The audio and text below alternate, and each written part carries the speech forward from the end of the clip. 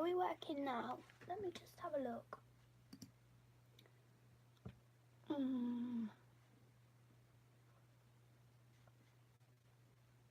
Post. Oh, I don't know. Come on, Mark, wake up.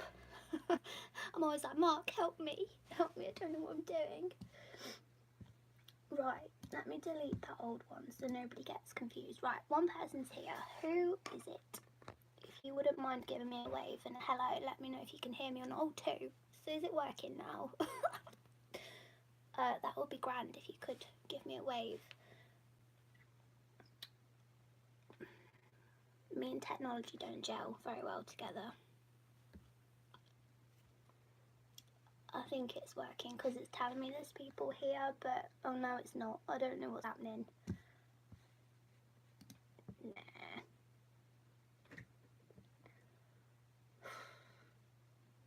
Why is it that like some days it works, other days it just doesn't? I'm a bit fed up with Patreon at the minute. It's just, it keeps crashing and it keeps just completely going corrupt. I don't know what it's doing. It keeps like flashing that people are coming and then they're going, so I hope it's not a matter of like the video's not working. If you're bored of my face, then that is absolutely fine, but as long as it's actually letting you in and giving you that option, then that is okay, I guess. Right, it's Patreon only, it's not public, so let me just see. So there's 3 of you now, so this is really weird. It tells me that people are here, but unless you guys comment, I don't know which ones you are. I have got Patreon up on my computer screen and I can see some of you are commenting, so I'm just going to see if you're actually able to use the link. It's so bizarre. Oh, Joanna, are you here? Joanna, it's saying that you can't chat. Is that, maybe it's, I don't know why it's like, is it not letting you guys chat? Is that what it is? Because if that's the case, then that's pretty awkward, because I was going to ask you guys questions and things. Oh, what is going on? Maybe I should disconnect and try again. Any ideas, anybody? This is so annoying.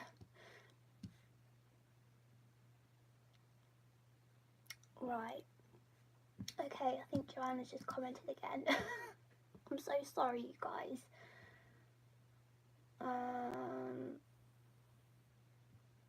So you can see, but the link is working right. You're able to Livy, you are here. You're able to comment.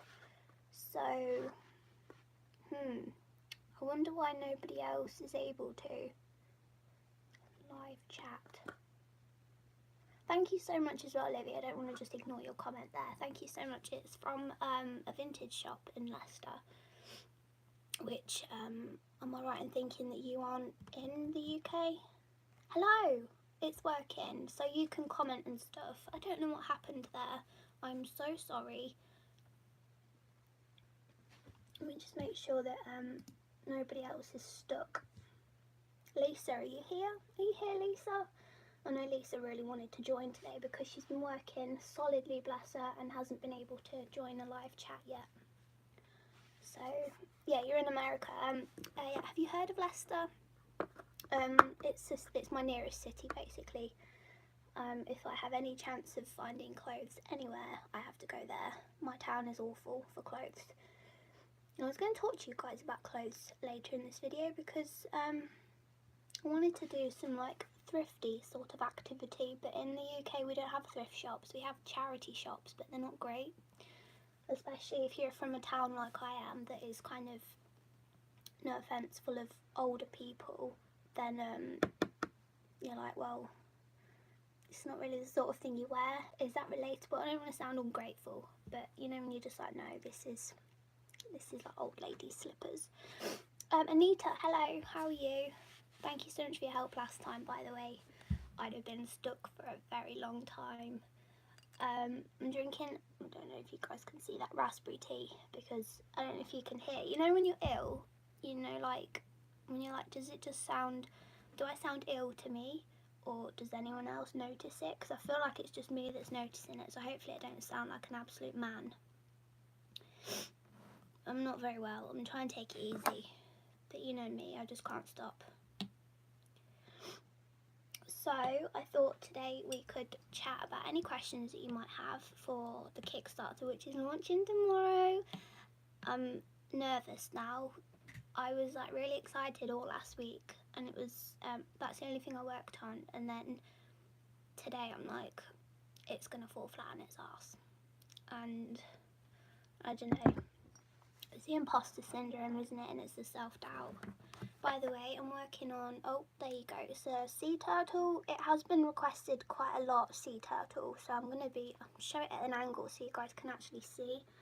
Can you see? Oh god, this is awful. Sea turtle anyway. I don't know if you guys can see that Crush is like a little reference image up here from Finding Nemo. But he is going to be part of my, there we go, animal activism sticker pack. You've got chat working. Hi Jem, how are you? Yeah, I've got animal activism sticker packs to do. So one of the questions I was going to ask you guys today, I've actually written them down because I forget, is can you guys think of any other animal related global issues that you'd like to see represented in this sticker pack? Because as I mentioned last time, I have this like agriculture one, which if you're vegan, if you're not, it doesn't really matter at this point. It's just about sort of awareness for the sticker pack, so no offence will be taken either way, I hope. There's the cow of compassion, and let me see, be right back. We have the foxes. These are the fox stickers. To log into chat, and then I forgot what. So do you actually have to log in to comment on? Oh Lisa, it's you. Hi. Do you have to actually have a YouTube account to comment on live videos? Yes. So Purple Wonderland, what is your? I'm so bad at remembering usernames, as in, you know, names. But I did a fur one yesterday, so I finished it. And again, it's probably going to be backwards, but it's the mink, so my fur, not yours. So far I've kind of addressed agriculture and fox hunting, fur. There's also, this is a little bit controversial because somebody actually messaged me about this, orcas and SeaWorld. I'm personally, I knew you'd like this one, Lisa. Lisa is my fellow vegan friend over here, and she's very enthusiastic about this sticker pack, and I think she's been waiting for it for a very long time. But the orca one is surrounding SeaWorld. Do we have SeaWorld in the UK? I don't know if we have. I know we have sea life centres. I don't go, and I've never been to SeaWorld. Apparently they're trying to make it into like an educational programme thing. Without doing a bit more research, I don't really want to make any more further comments. Either way, keeping an animal of this sheer size in captivity, I think is not good, is it? So I wanted to include an orca, but wanted to ask you guys, can you think of anything else? So a sticker against testing on animals, yes. So I have this leaping bunny. Oh, what am I talking about? I've actually done this one already. I was just about to say I'm going to do the leaping bunny, but I've done him already too. So the idea of this sticker pack is, I know that you can't always please everybody. Well, you can never please everybody. What am I talking about?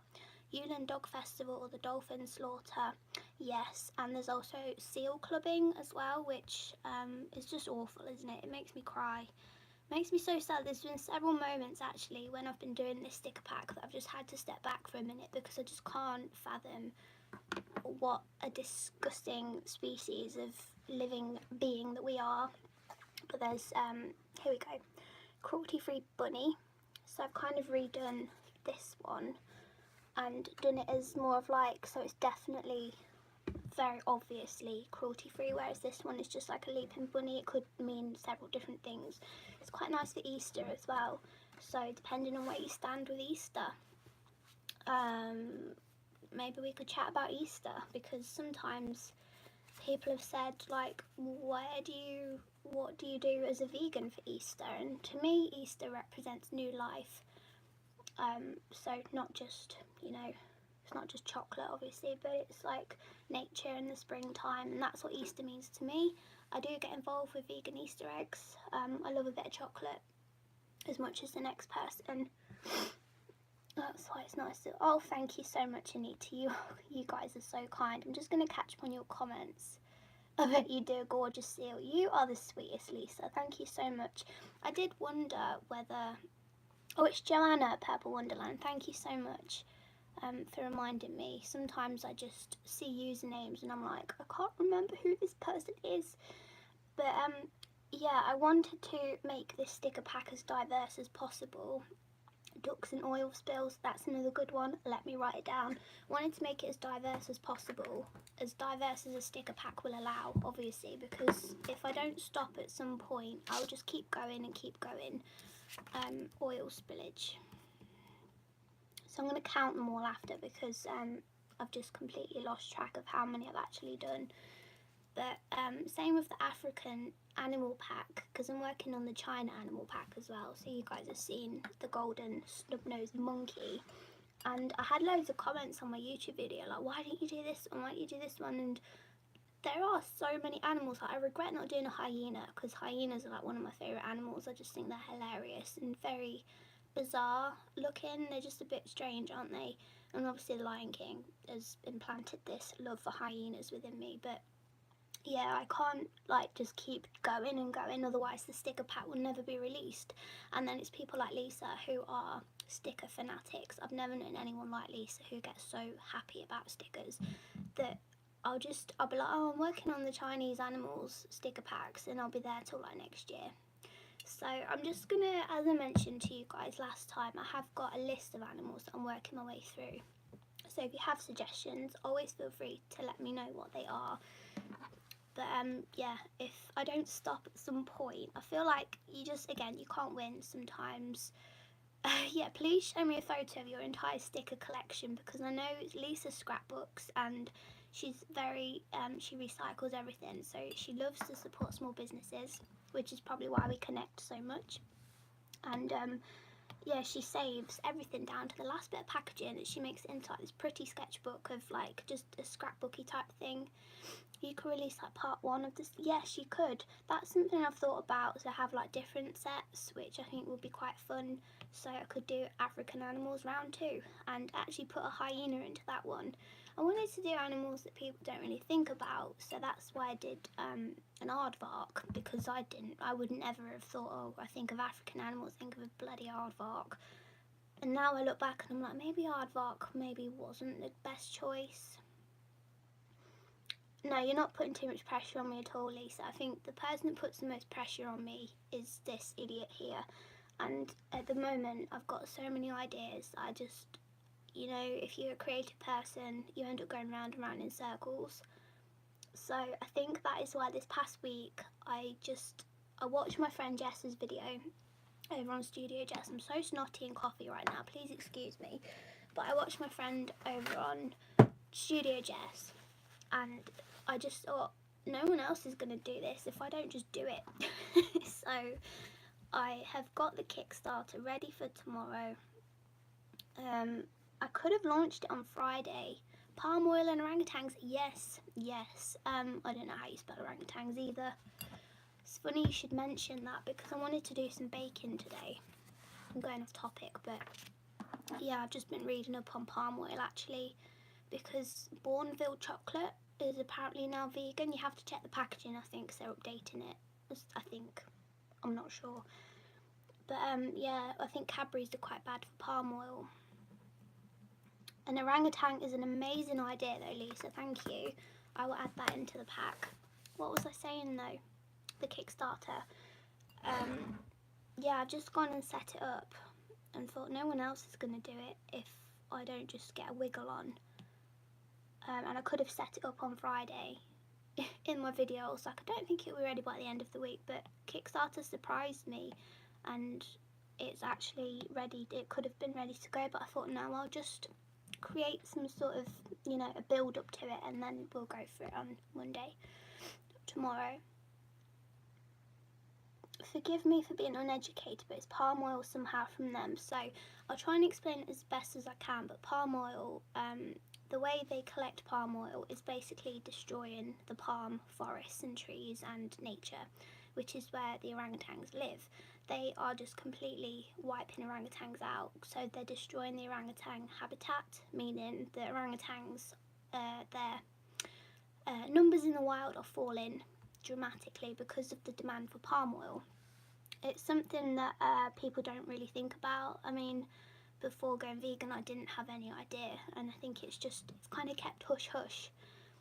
So no, you're not uneducated. It's just that people don't tend to talk about it unless you actively look into it, which if you don't know to look into it in the first place, I think it's quite hard to do that, if that makes sense. Lisa might be able to explain it a bit better than I just have.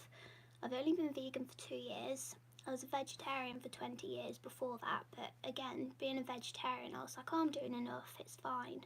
And I went through that for 20 years. So I thought I was doing enough, and now I realised that I wasn't. But Lisa, I think, has been a vegan a lot longer than I have, and she might be a little bit more educated. Here she goes, she's going orangutan's habitat, yeah, and they plant the palm oil.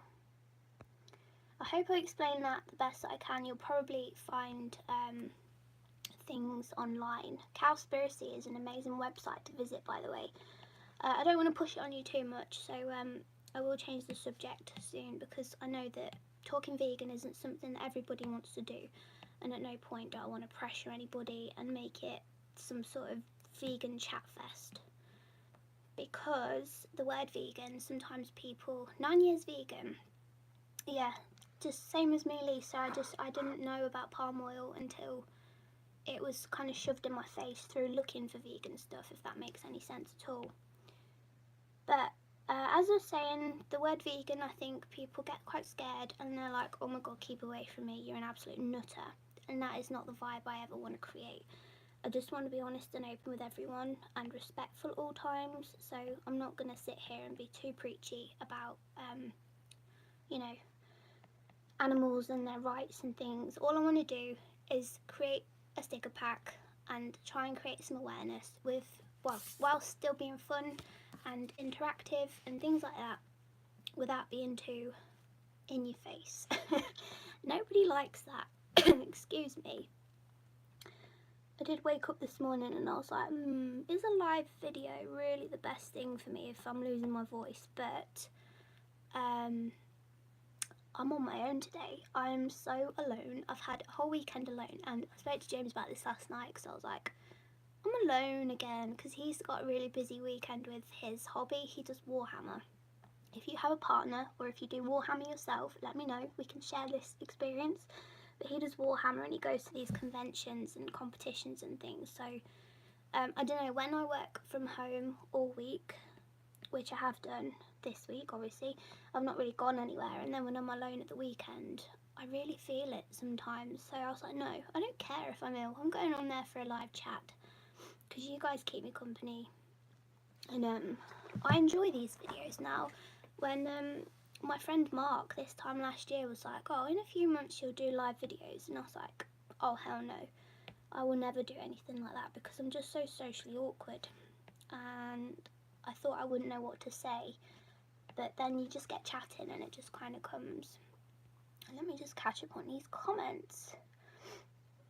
Yeah, we're just trying to be compassionate, that is correct. And I think sometimes most of the time I think it is put across in a positive way, and it's quite nice to see, but then sometimes there are extremists, like there are with everything, and it kind of spoils some of the hard work that other vegans put into it. So yeah, I think it does all come down to compassion and people just caring, but that level of, you know, when you're so passionate about something that it can come across as quite intense, can scare people off. I just don't know how I'd go without milk, but I'm a vegetarian. It's funny you should say that, Liv, because milk was one of the things I used to... I hope you don't mind talking about this, by the way, everybody. I know I just said we'd sway away from the vegan topic, but just to answer Livy's comment, I thought I'd miss milk as well. I really did. And I drank soy milk. I'm actually a little bit allergic to soy milk. And back then, when I went vegan, there wasn't oat milk and rice milk and almond milk and hazelnut milk and all these different milks. And I'll be honest, the first week or two, I was like, I don't like this milk. And I thought I'd miss chocolate. I thought I'd miss cooking and baking with milk. What else? Teas, coffees. Thought I'd miss everything. But honestly, I prefer oat milk so much more. But it's that perception, isn't it? That you think, oh, how am I going to live without cow's milk? And I thought that about cheese too, because you make cheese with milk, don't you? Here's me being uneducated. I don't remember how cheese is made. But yeah, I thought I'd miss things like pizza. And what else is cheap? Like mac and cheese. I make so much mac and cheese now, and I prefer it so much more now that I just thought I'd miss so much. And as Lisa mentioned, everything is so creative now, and there's so many products on the market that it's hard to not find something that you enjoy. Is it less bad it's from like cruelty-free local farms? Because I'd like to actually have a farm of my own. It's funny you should say that, because me and James have always said, I mean, my dream, if I ever won the lottery, which is not going to happen because I don't buy lottery tickets, James does, but what are the chances really? In an ideal world, I'd really like my own animal sanctuary, and I'd have chickens and I'd have everything really. And if the chickens were still laying eggs, I don't think I'd object to laying the eggs. How am I going to lay any eggs? God. I would eat the eggs, I think. Obviously, I'm talking now. This is not talking in the future. But if I had chickens that were rescued and they were laying eggs anyway, then I would eat them. But I wouldn't, force them to be laying eggs or do anything to force the animal into something. With cows, you only get milk if you artificially inseminate a cow. So it is kind of, I don't know, if I had... We were talking about this yesterday because James went to his friend's house for Warhammer, and this guy has alpacas, and I think they're rescue alpacas, and alpacas and llamas are like one of my favourite things in the world. And I asked him, why do they have alpacas? Because over here in the UK it's not common for people to own alpacas. I don't know whereabouts you guys are from, but it's not something that people tend to do. It's not like the same as, I've got a cat at home. Oh yeah, good one. Yeah, like 10 people on the street have got cats. Alpacas. And I was like, why have they got alpacas? And James said they didn't really know, but a couple of times a year they shear them. And that's something else. Like, in order to keep the animal happy and healthy and comfortable, if I had something like an alpaca, then of course I would shear them and things. And I would use their wool. I'd probably use the wool, make some hats or something, donate them to the elderly or little babies, and just use something if it's going to go to waste. But I wouldn't farm the animal for the product, if that makes any sense. But if I did have an animal sanctuary or farm, I think that is kind of what I would do. But I wouldn't exploit the animal in any way. Let me see. Let me just catch one of these comments.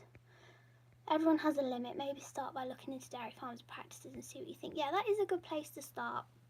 And I think, to be honest, this all started for me when I watched. James was the one that wanted to go vegan first, and I was like you, Liv. I was like, that's extreme, I can't do it. And he spoke about it for about a year before I eventually was like, he might have a point. And I watched, it was a dairy video, I won't lie, because I was like, why am I so fine with milk? And why am I so okay? I was so against the word vegan, which is why I think I just want to leave this world in a slightly better place than what I found it. And just help people to understand, because they don't teach kids in school either, but I just kind of want to do it in a positive and a nice way to make people realise, because I didn't know this, that milk, you have to get a handful of semen, pop it up the cow's foo, and then they make baby cows. Take the baby cow away as soon as it's born and just milk the cow to within an inch of her life. And that is what made me think, oh my god, what have I been doing for the past 20 years drinking all this milk, eating all this chocolate, cheese, pizzas, and not thinking about what happens to the animal after, what happens to the animal during the process, and how in God's name do you get milk if you're not... Cows don't make that much, you know, and you have to help it along, which is really sad. I tried talking to family members about this and they just switch off. So I really appreciate you guys sticking around and actually listening, because it's quite hard to get people to do that. Let me just catch up again. One thing I don't like about doing lives on my phone is I can't read the comments, they just disappear. So I'm so glad you did a live this morning. It was a nice surprise. I hope you're enjoying it. I like getting to know you guys a bit more. There are definitely vegans that even vegans are like, that is true. I've never thought about it that way, but sometimes I see activism going on that's a bit too intense and I'm like, no, I think you can get better results and a better reception if you go about it in a slightly different way. It's just creating a bad name for us sometimes.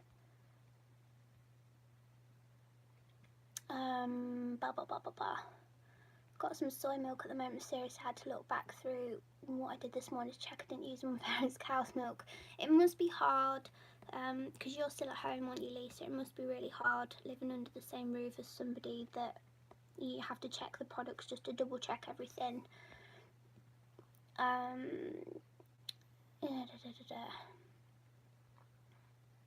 Never even thought about being a vegan before I found you. That makes me really happy, actually, because I hope in some way that we're going about this in a positive way. And that's why I like to share food so much, because I just want to show that you can... What have I just done?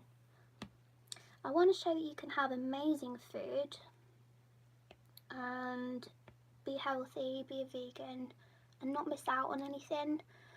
I'll just catch up on these comments and then I'll get a bit deeper with you guys, because it might be a bit insightful.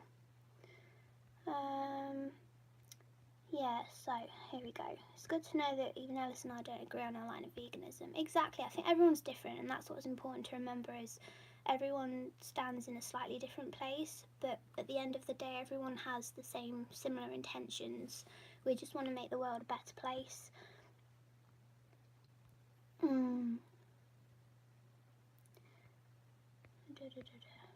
Veganuary is awesome, as Lisa just said as well.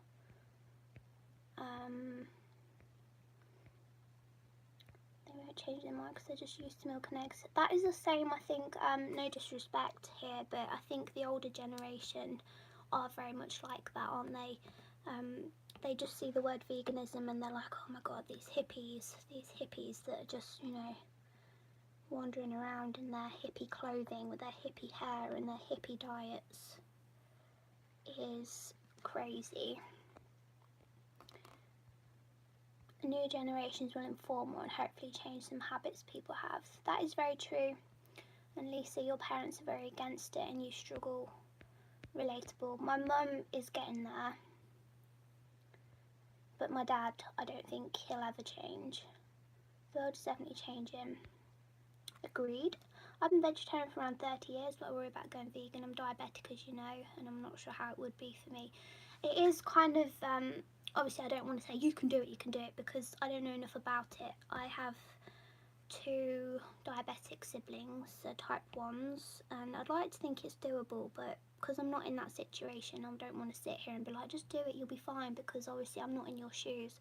I don't know if you have any allergies, I don't know anything about you really, which is good for these chats. I get to know a bit more about you guys. But yeah, my best friend's got a nut allergy and she struggles. She's making the changes where she can, but I also appreciate that she can't just drop everything.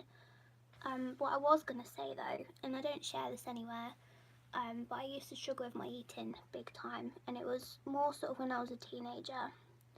But it was like, I was vegetarian for 7 years before I was vegan. I know people have turned diabetes around. That is true. I've heard there's a lot to suggest that you can you can reverse things almost, not type 1 obviously because you have that for life as far as I know. But yeah, I used to really struggle with my eating, and I was a really fussy eater. I used to avoid food. I used to have quite bad body dysmorphia. I still kind of do. I look in the mirror some days and I see an enormous person, and some days I'm like, I'm not that at all. I don't want to trigger anyone here by naming eating disorders or anything because that's not what we're here for, but I used to really struggle with, I was underweight and avoided food, and I was really fussy.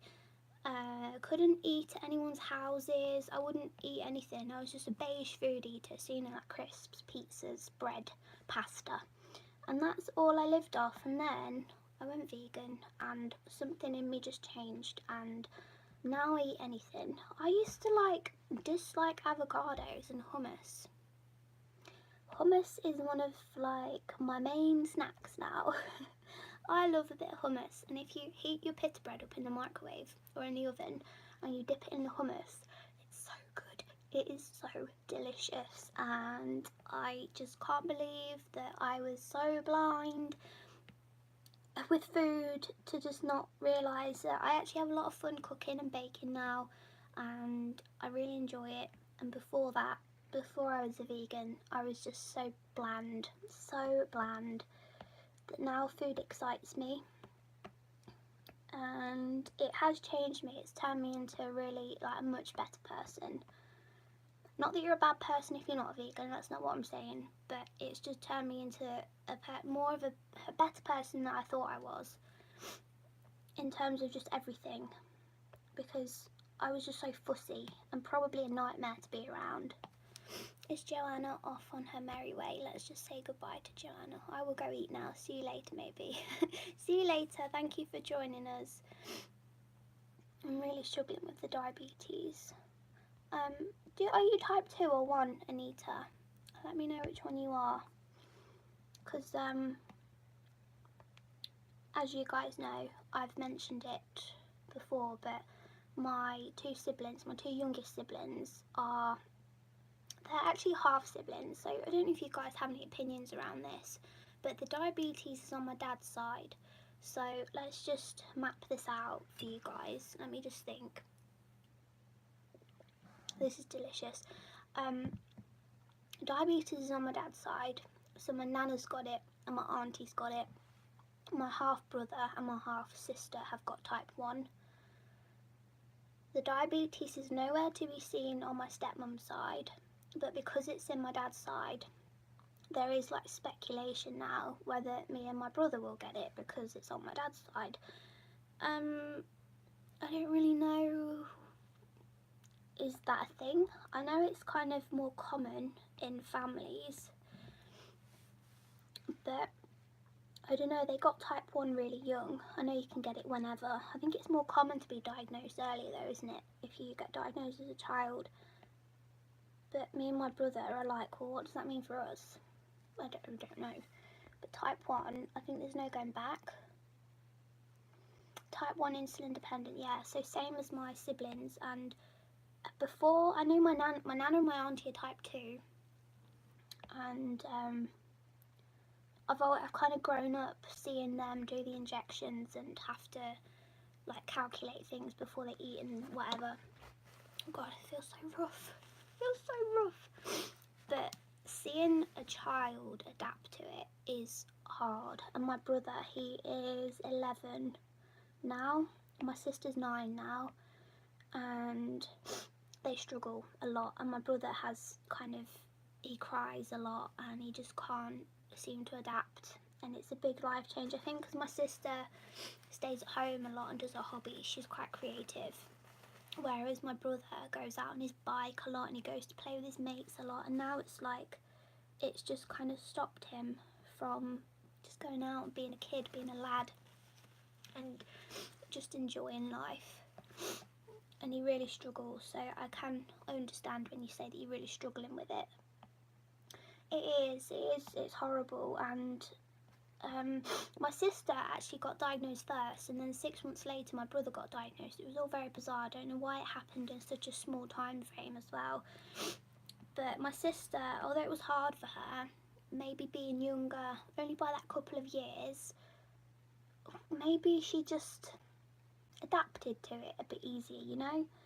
I don't know, but my brother is a couple of years older and he's just not taken to it very well at all.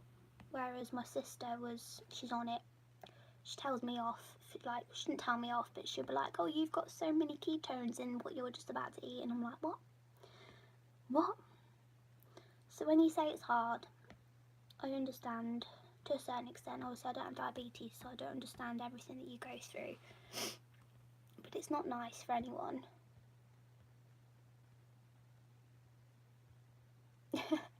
Lisa is saving the day with everybody. How old are they? So my brother is 11 and my sister's 9.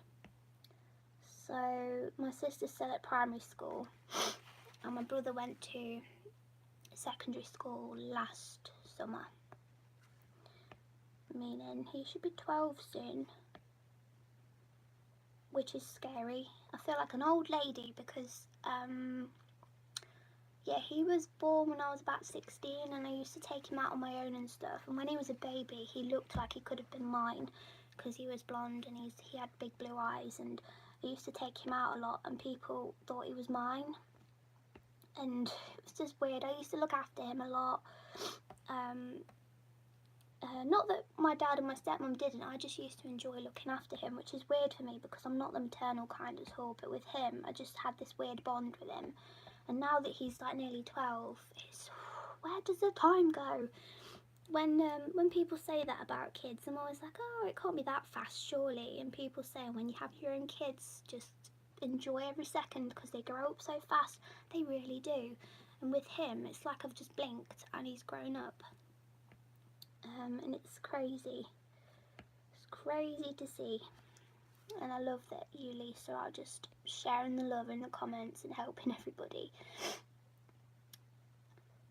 Yeah, I agree with you, Anita. I think it is harder for boys because, as I mentioned, he likes to go out with his mates and he likes to play on his bike and just, you know, sod off down the woods and muck about, do whatever boys do.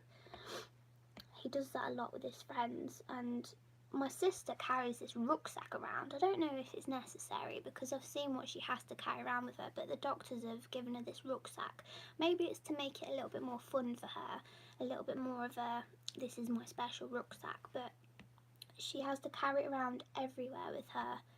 They had to cancel, they were going to go to a Greek island last year. I say lucky, but really the circumstances isn't, but they were going to go to a Greek island and I can't remember which one it is, but there's no hospital on the island, so they had to cancel their holiday because she got diagnosed, and then a month later was when they were due to go on holiday.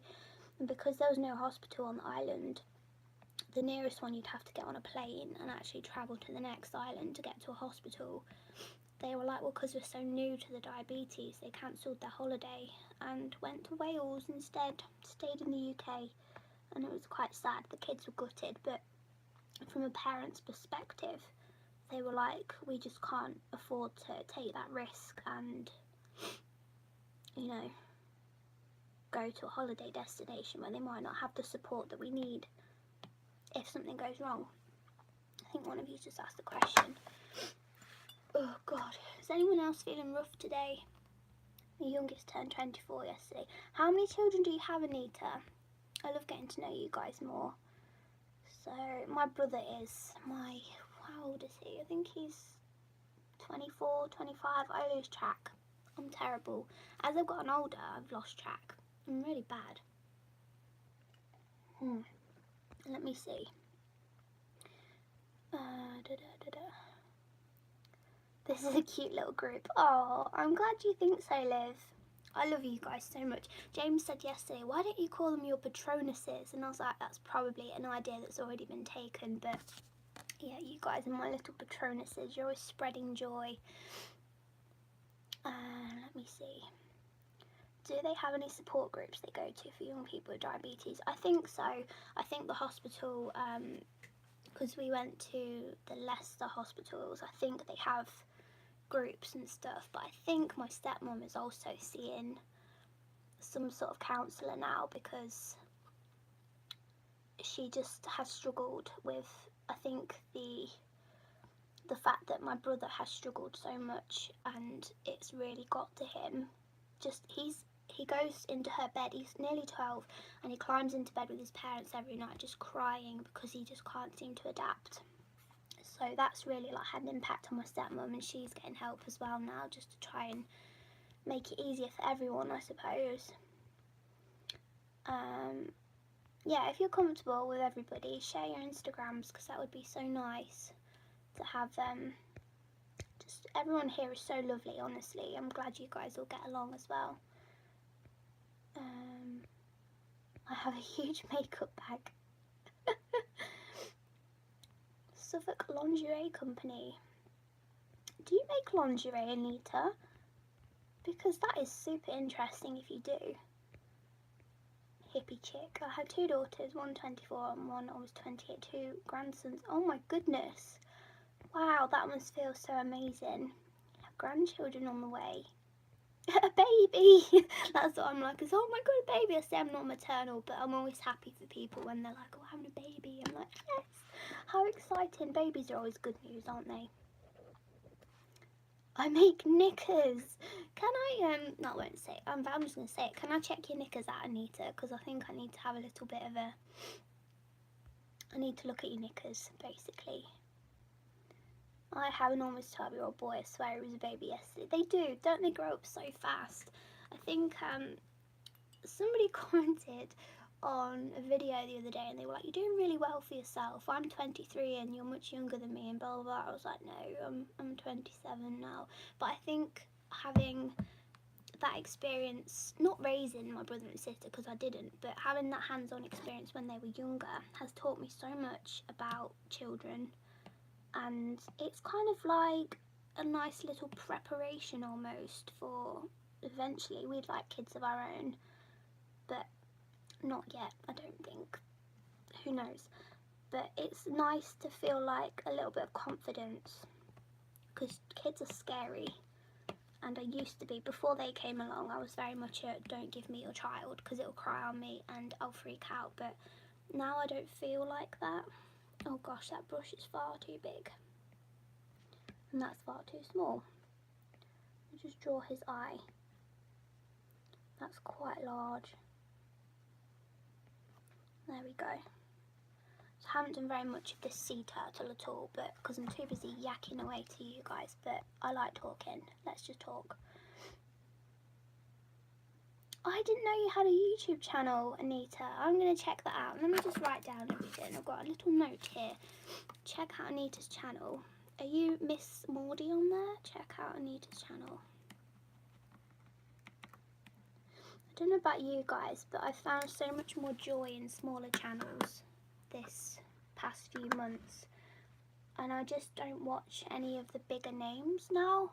And I don't know if that's just because I've gotten bored of them, or I don't know what it is, but I just, most of the time I watch very small channels and I really like it. I'm an old soul.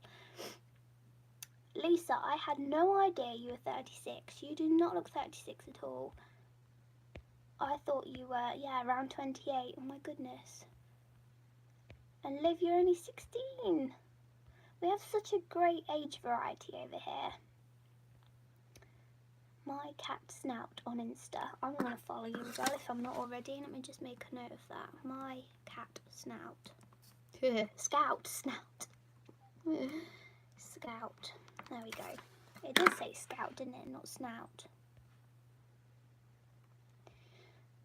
You'll see your artwork behind me. Oh, thank you. Miss Maudie, but total beginner. YouTube's weird, isn't it? 38. We've got such an amazing variety over here. I didn't realise. I think when you're doing it, you just assume everyone's like a similar age in your head anyway. When did you start YouTube, Anita? Not to bang on about it, just return to the veganism. You went vegan at, let me see, where did that just go? That comment's just disappeared. Where's it gone? Why can't I see that anymore? Lisa, I can't see your comment, it's gone. What's just happened? Scout. You look like 30 at the oldest. I love like learning stuff about this. 4 videos so far. You'll see my eldest grandson Jaden, who is 5. Oh, there we go. Thank you, Lisa. I went vegan at 28, so that's got to be a good... yeah. I love learning more about you guys. I really do. Does anyone else here have a YouTube channel? Let me know if you do. Because YouTube still scares me.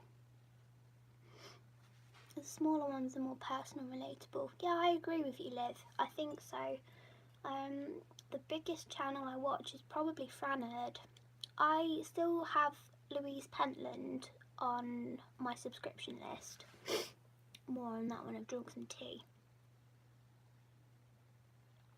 But I used to watch people like Zoella, which I'm so ashamed of now because that is one corrupt individual. But then again, I don't know her as a person, so let's not judge her too much. Alice, don't do that.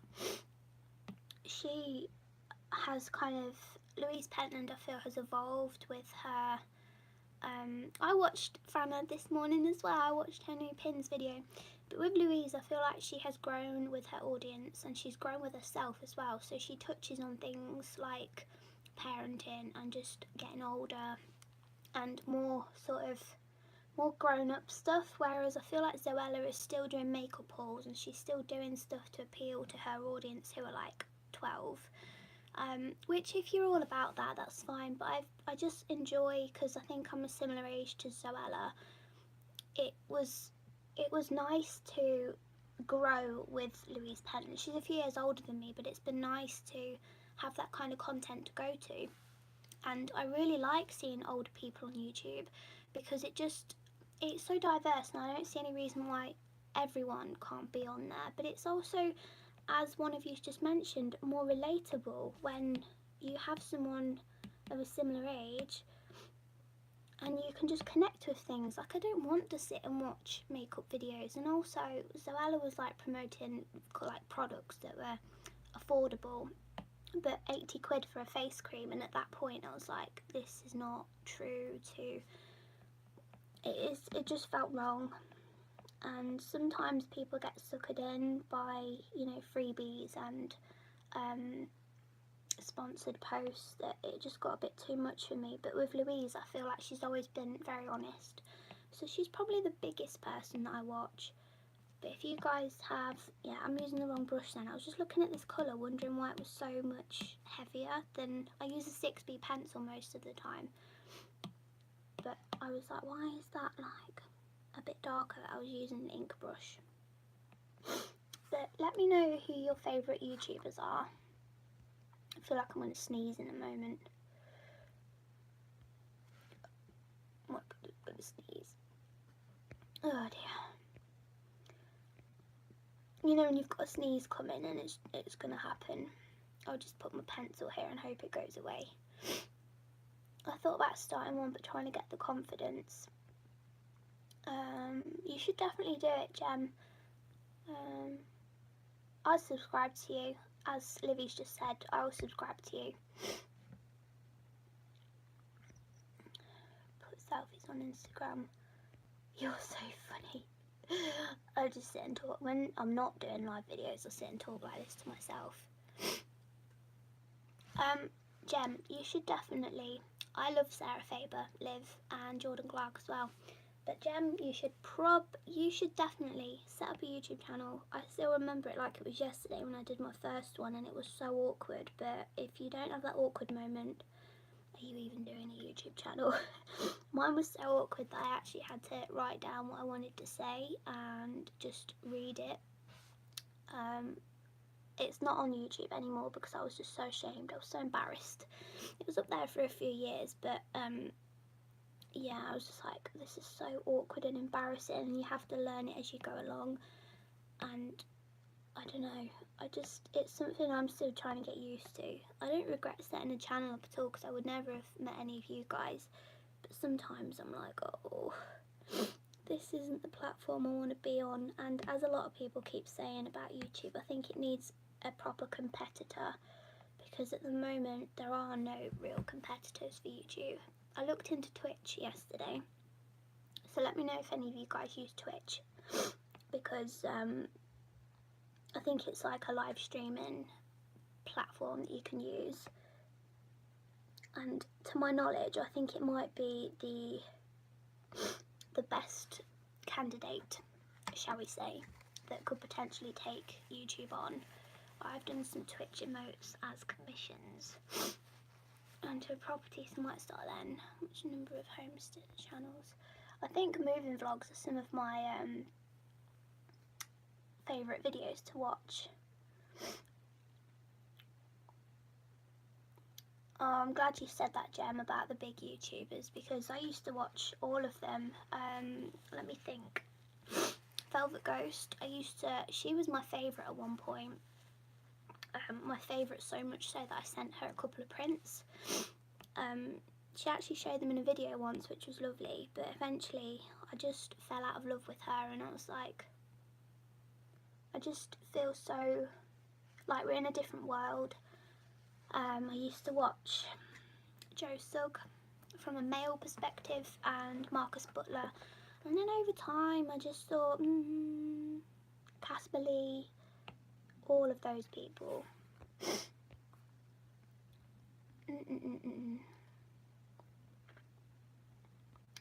Sarah Faber and Catnip. I like Catnip as well. I don't watch Catnip as much as I used to. But yeah, she's one of my lovely small business friends. Catherine is. Twitch was just for people who play computer games. I thought so too. I've got a hot water bottle because I'm a bit chilly. My nose is running as well because I'm freaking disgusting. But yeah, I thought it was for games as well, but apparently a lot of artists use it, and they sometimes, I mean, Mark, I don't know if Mark's here, I don't think Mark's in the live at the moment, but he was like, why don't you just put it on all day and people can just tune into you as and when throughout the day, so you could do like a 24-hour live. I don't know if that's something that any of you would be interested in. I would probably be awkward as hell, because what do you do? What do you do if you need to go for a poo? What do you do? Like, be right back, guys, I'm just going to the toilet. But people sometimes do it for like fundraising, or I don't know, just some sort of event. I would be freaked out too, like 24 hours. I don't even know if I could do how long. I've been here 52 minutes, and I think the longest I've done is an hour and a half, which has been nice. When you've got something to talk about, it's nice, but I don't know if I could just sit there and have people watching what I'm doing all day, because maybe I've got weird habits, you know, that people might be like, what the hell is she doing? Does anyone else think that? Like, I sit and jiggle a lot, like I'm always rocking my feet, and I do this sometimes, and I just don't know, what would I do for 24 hours? And then James comes home. What am I meant to say? James, come on the live video. He'd be like, no. We spoke yesterday. I mean, he's not going to do this before anyone gets your hopes up, but the only video that I can see us doing is like taste testing food, or the challenge where you blindfold your partner and you put food in their mouth and they have to guess what it is. So you have like a bag of nice treats, and then you have a bag of disgusting food. But with him, there's nothing that he hates, to be honest. He'd eat everything because he's just that sort of idiot that really likes every single food. But yeah, 24 hours. I don't think there's anyone out there that would want to watch me for 24 hours. I still watch Joe, but he's following his sister's path. Yeah, I see that as well. I mean, I don't watch Strictly. Do any of you guys watch Strictly Come Dancing? Which is, I think it's a show in the UK. I don't know if they show it anywhere else, or whether different countries have their own versions. But I don't know. It's just some sort of weird lifestyle that they have that freaks me out a bit to see. It feels bizarre to watch. It's like they're from another world, isn't it, sometimes? And sometimes I think maybe they forget about how they got to where they are. Bailey J has done a couple of 24-hour streams for charity. I don't know if I'd like to be watched like that. Yeah, I think that's the only way that I would do a 24-hour streaming, or maybe even a 12-hour. It's something I'll think about. If you guys could let me know your opinions on that sort of thing. It's not something I'll say a definite no to, because if it's something like charity, then maybe it could be a really good thing. But it would have to be on the right day, wouldn't it? 12 hours. Even 12 hours is a long time. How do you sleep? Do you sleep? How do you go for a shower? What do you do? I'm not sure what you do for 24 hours. I don't live that much of an exciting lifestyle, so I think, yeah, I'd do it for charity, but then I'm honestly not that interesting to watch. I like Bailey J as well. Liv, you're so sweet.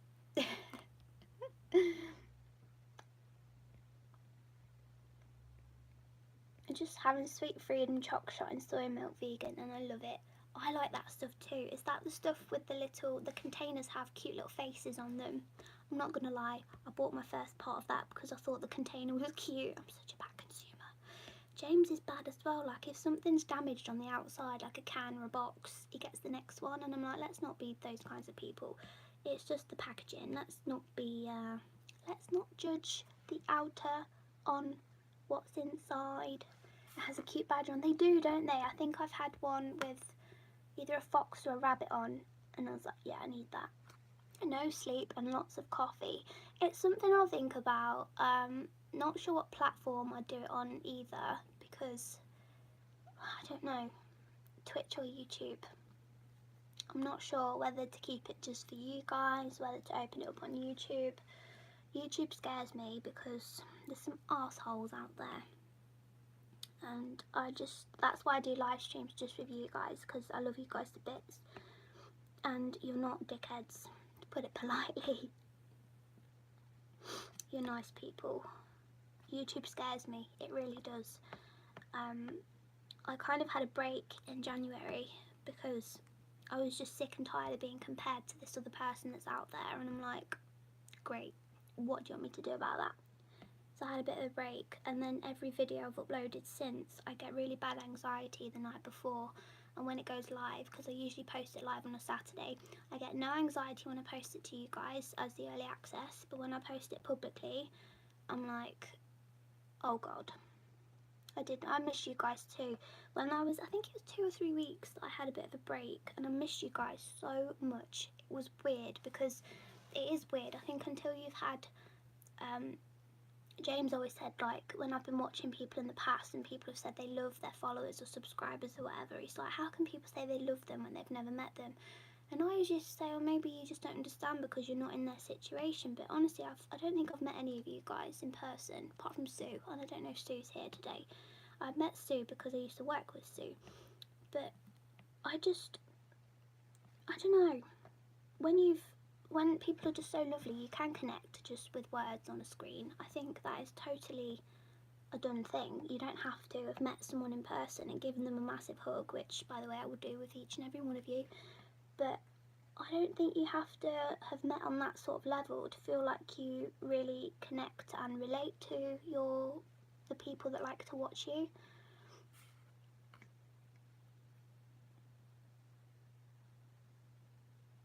Yeah, as Lisa just said, I think what happened was in October, I'm not sure what happened, but I had a big growth spurt. My channel was still very small, and I don't really want it to get much bigger. I feel ungrateful for saying that, and I don't want to stop people from joining, but the bigger it gets, the more likely twats are going to come along, and I'm working on growing a thicker skin because I know I need to do that. I'm a sensitive little soul, but yeah, as you get bigger, you get people coming along, and I don't know, it scares me, and I'm wary of YouTube. I get so much anxiety when I post a new video, and I find myself, because I feel like you can't do very much in this world anymore without there being somebody take offence to it, which is very sad. I got very dry lips, by the way. I'm just a mess today. I'm just this gross pile of human mass. But you can't say anything without somebody being like, oh, you've hurt my feelings. So I always worry that I might have said something or shown something or done something that doesn't quite sit well with somebody else.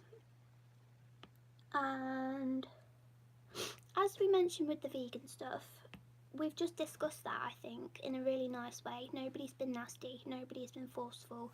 Everyone shared their opinions and discussed it in a really nice little community, I think. And there's just people out there on YouTube, in the world in general, but on YouTube people feel the need to spout their opinions where they're really just...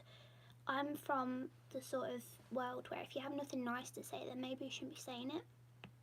Whereas when people just feel like they have the right to say things, just don't. Just be nice to each other. And that's what I don't like about YouTube. People just don't know when to hold back. And if there's people that I watch and I'm like, maybe I wouldn't have done that. But I'm not a keyboard warrior that goes straight in there like da-da-da-da-da and just telling people that I think they are living their life in a totally like weird or way that I don't believe in, because where's the fun in that? Everyone's different, and I think that is something to be celebrated and appreciated about each of us, not, oh, you're doing that wrong. Like, I started to feel quite anxious yesterday because I had some comments. You guys saw the artwork for the enamel pins, and I made it quite clear, well, I felt like I made it clear in the video that the artwork doesn't look like much when it's just within the enamel pin format. So I do it on Illustrator, and I'm really happy with it. Where are my pins? I'm really happy with it because the thickness of the lines are exactly the same as these two. Oh, bless you, everyone's like joining in the fun, I love it. But the thickness of the lines are exactly the same as these pins, and that is what I've kind of used these as like an example.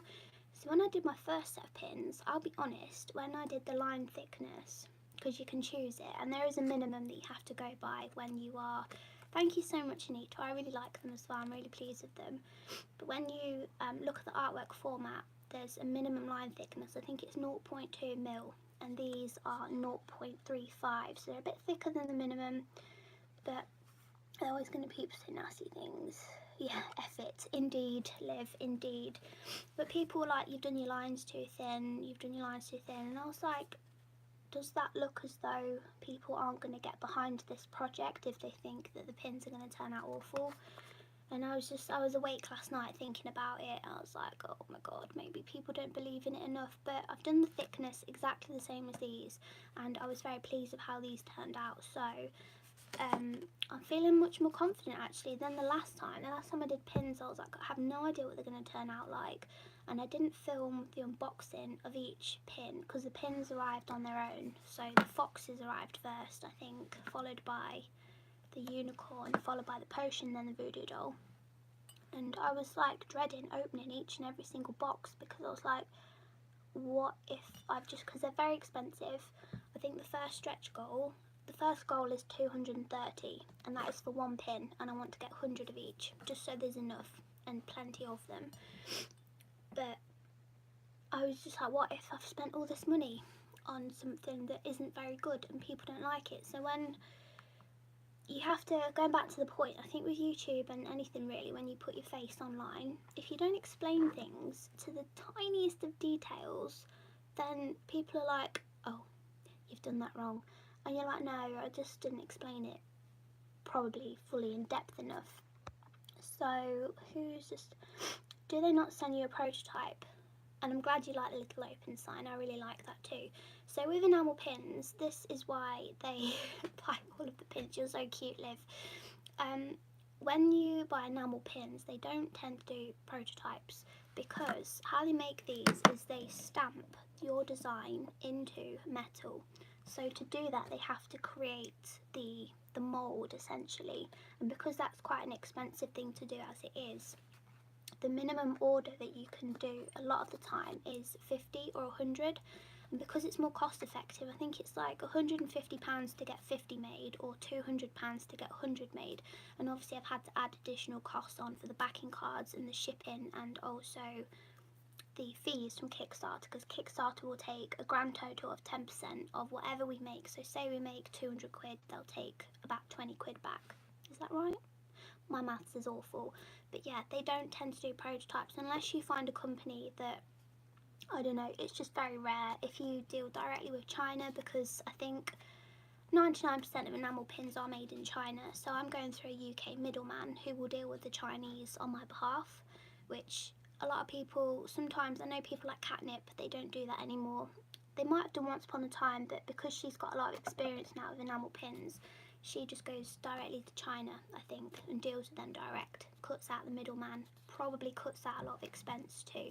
But because I'm doing a Kickstarter and want to fulfill my promise of cute enamel pins, I wanted to go through a UK maths. Do you call it math? Math?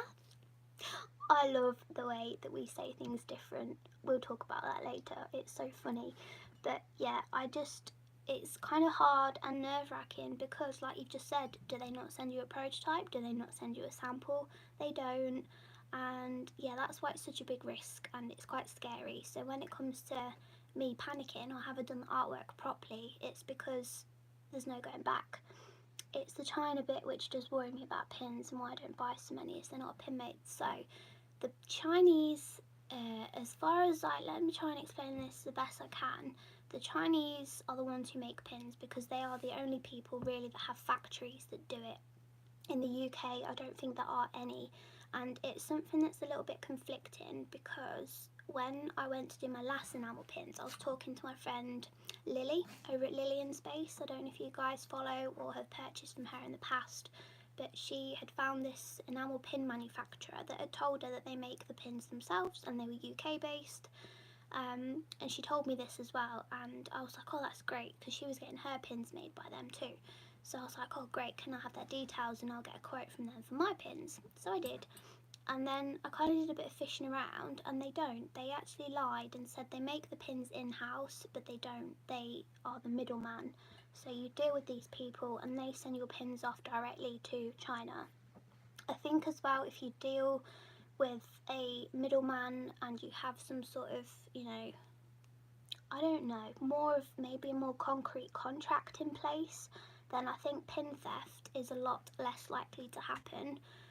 Maybe pins are risky no matter what, because you're sending your design to another country, a country renowned for theft, and they could be using this design without me knowing, and they sell it on websites like AliExpress and Alibaba.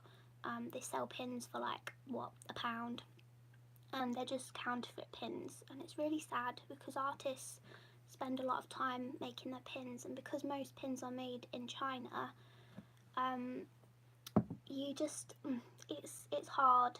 Sometimes you can report them if you do catch people selling your pins. There are websites like pintheft.com where you can log your stolen artwork and just make people more aware of it. But someone on Instagram the other day was telling me to get washi tape from AliExpress, and I just kind of politely said I don't support AliExpress for these reasons. And they didn't seem to like that I was just honest, and I was like, no, I don't support them. Sorry. But yeah, going back to the point, they don't do prototypes, which is kind of why I'm scared when I do enamel pins. They do send like proof. So when they will take the artwork, when I eventually place my order, they will take the artwork and they will just double check it, and they send me proof, so it kind of looks as much like the final product as it can do on a computer screen without it being a physical product, if that makes sense. So what they'll do is they send me the artwork proof, and they won't go ahead with the manufacturer until I've approved that. So if I'm not happy with it, then it doesn't go ahead. I can take the artwork back and tweak it a bit, and then they'll send me another artwork proof. So there is that. But yeah, no prototypes with enamel pins, I don't think, and it's quite sad.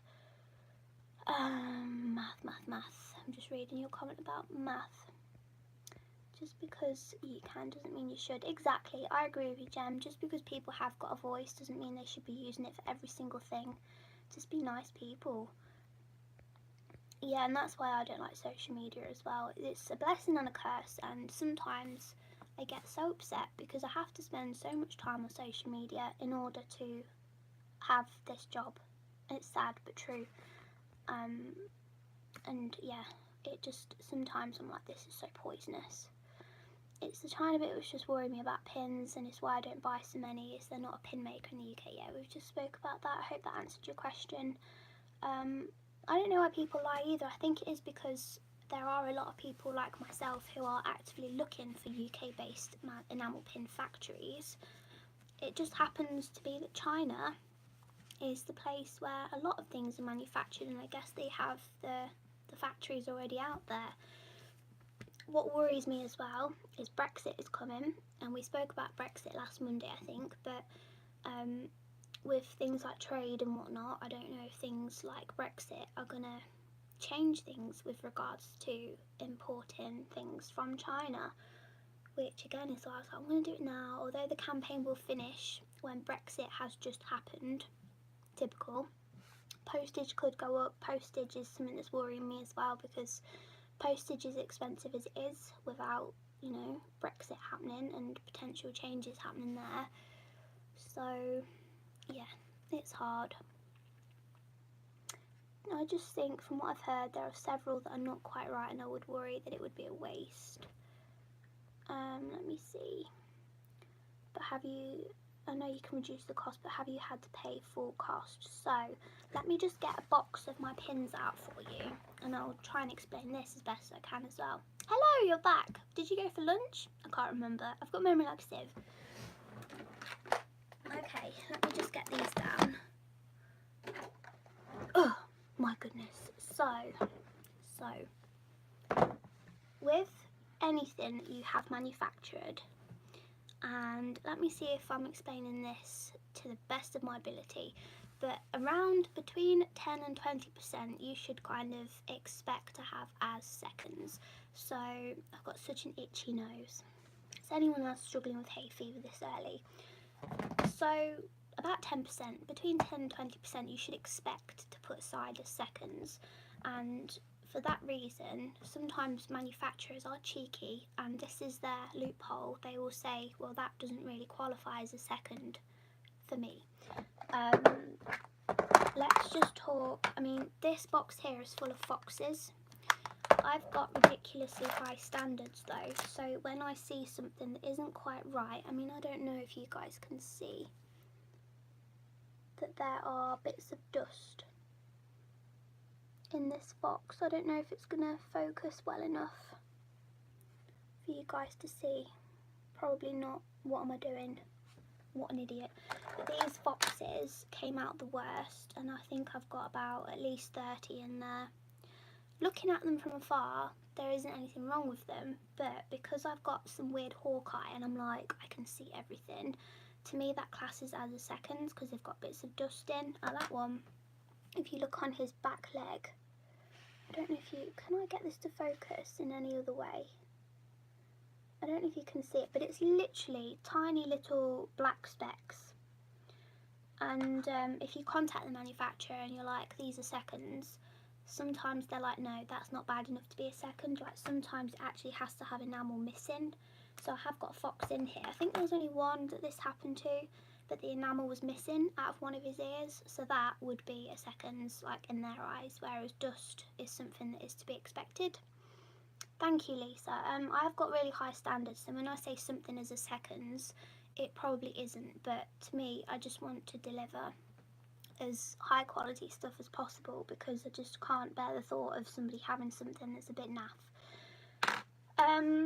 So yeah, the question that was it, Anita, did you ask that if you pay full price? So I paid full price for these, and I am having to sell them. Phone is getting low on battery, so I'm gonna have to dash soon, but I am having to sell them at slightly cheaper. So yeah, I did pay full price for them, and I'm trying to shift them. As you can see, I've got loads left because people just don't seem to want foxes. which makes me really sad. I've had a few Leicester supporters because if you didn't know, Leicester City football, which I don't know, I haven't got a clue about football, I don't care about football. If you do, then that's great, but I just never got into sport, to be honest. I'm not a sporty person, but a lot of Leicester City supporters bought foxes when I did a Christmas fair, because it was in Leicester as well, and they were like, oh, that'd be great, Leicester City support badge. But as you can see, I've still got loads left. Look at all of these. There's very little wrong with them, but yeah, you're right, I'm having to sell them off cheap. So with regards to seconds pins, I'm expecting, again, probably between 10 and 20%. And it's so sad because the foxes are the ones that I got the most seconds with. With the unicorns, I think there was probably 10 or 15. With the potions, I think there was about 10. And I think with the voodoo dolls, I didn't have any of them. I'll do a story of all my stickers. Please do. I'd love to see all of your stickers and your huge collection. If you're anything like me, I don't use my stickers and I'm like, I'm just going to save them for myself. And then, where are my stickers actually? I've got a tin somewhere that, I don't know where it is though. Where have I put the tin? I've got a tin of my own that's full of stickers. And I don't know where it is. But I hope that answers your question. I will be paying full price for the pins that do get unlocked. I'll be getting 100 of them, of each, which is why the tiers are quite high.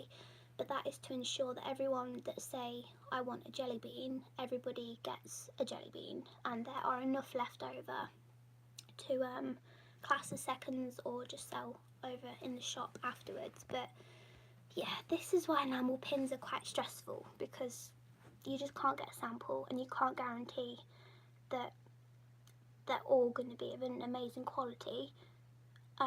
If there was like 50% of them were naff, I'd have to send them back to the brand and they will then get another batch made, which isn't ideal because when you're doing a Kickstarter, if people are waiting, I think it's a minimum of 4 weeks anyway, of getting pins made, it's quite a long time to ask people to wait and be patient. So if then that's another 4 weeks on top of that, you can kind of see why it's a bit stressful when you're making enamel pins. I feel like I've said the word enamel pins way too much.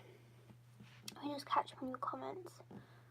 I know they're expensive and a huge outlet, and minimum order eats into your profit. All your pins are lovely there. Thank you so much, Anita. I hope they are a success.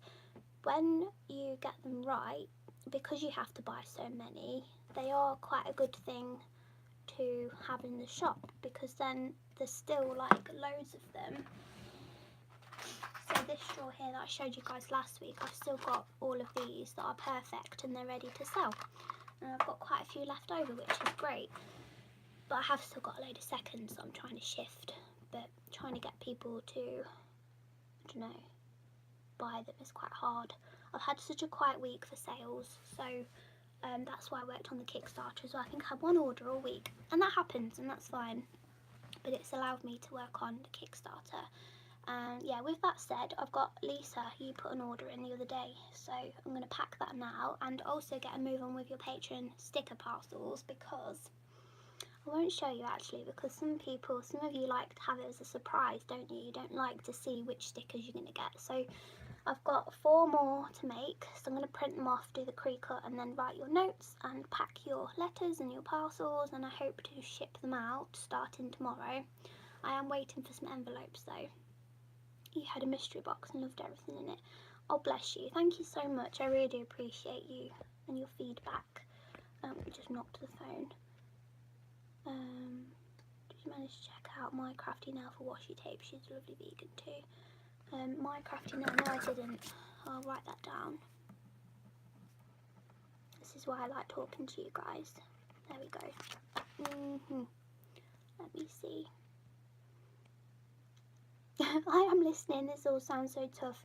It is, and nothing kind of, I like ordering new stuff. Most of the time I'm like really excited by it and I'm like, oh my god, can't wait to see it. But with pins it's a whole different story and I get quite nervous. But I'm positive because I've had these ones done. I don't feel as scared as I did last time. So fingers crossed they turn out okay. The other thing I wanted to talk to you guys about before I head off quickly is P.O. Box. let me know if a PO box is something that you would be interested in, because I actually went to the post office. I don't know if she's here in the chat, but Emma Jane sent me, I'll show you again. You probably watched the video anyway, but Emma Jane sent me this gorgeous makeup bag with my name on it. It's so cute. And she sent me this bag, and when I was at the post depot, I was like, I'm just gonna ask them, because I've looked into PO boxes before, and it just says online that you can get one, but it doesn't say where your nearest one is. So I asked them, because it's literally just down the road from me, and I was like, yes. So I was like, do you do PO boxes here? And the guy, it was really bizarre. He looked me up and down, and he was like, you do have to pay for them, you know, and they're not just for people that shop online too much. And I was like,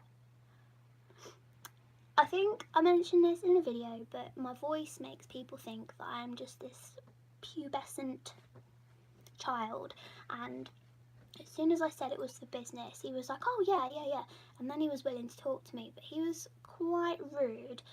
But I feel better having a PO box, as you know. So, yeah, so I don't like having my address out there. Obviously some of you guys have got my address, and there's nothing I can do about that, and I trust you guys.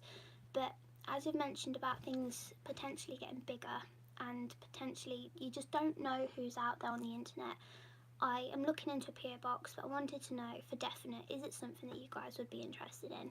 The reason I'm asking is because it's bizarre to me, and I don't know why people want to be so lovely, because I'm just literally this average Joe, and I'm nothing special, I promise you, but people want to write letters, and I think that's really sweet, and I'd love to write letters back.